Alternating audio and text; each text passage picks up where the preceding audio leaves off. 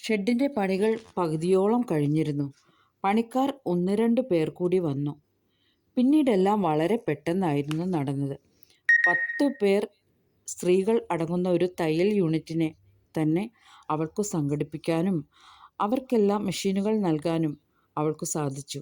അതെല്ലാം മാസത്തവണകളായി അവയുടെ പൈസ സ്വീകരിക്കുവാനും തയ്യൽ മെഷീൻ നൽകിയ കടയുടമ സന്മനസ്സു കാട്ടി. അതിനിടയിൽ തന്നെയായിരുന്നു മുത്തുവുമായി അവൾ വീണ്ടും കണ്ടുമുട്ടിയത്.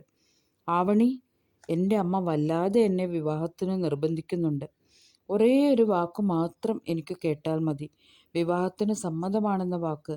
ഞാൻ കാത്തിരിക്കാം." ആവണി അയാൾക്കു നേരെ തലയുയർത്തി നോക്കി. അന്ന് ആ മുഖം അവൾ ശ്രദ്ധിച്ചു. അല്പം പൊടിച്ചു വന്ന താടി, നീണ്ടുയർന്ന നാസിക, മുഖത്തെ ഭാവം എന്താണെന്ന് മാത്രം അവൾക്കു തിരിച്ചറിയാൻ കഴിഞ്ഞില്ല.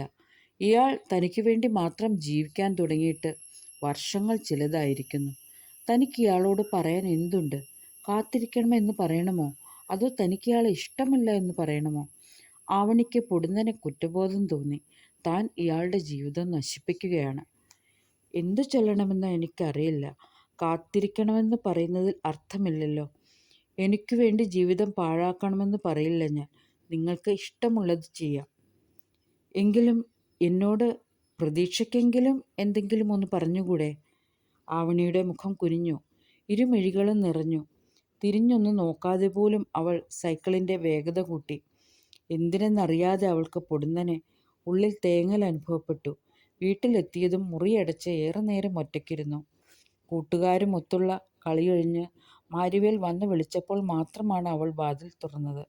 അങ്ങകലെ ഒരു കുയിൽ തൻ്റെ ഇണയെ നീട്ടി വിളിക്കുന്ന മധുരമായ ശബ്ദം അവൾ കേട്ടുകൊണ്ടേയിരുന്നു.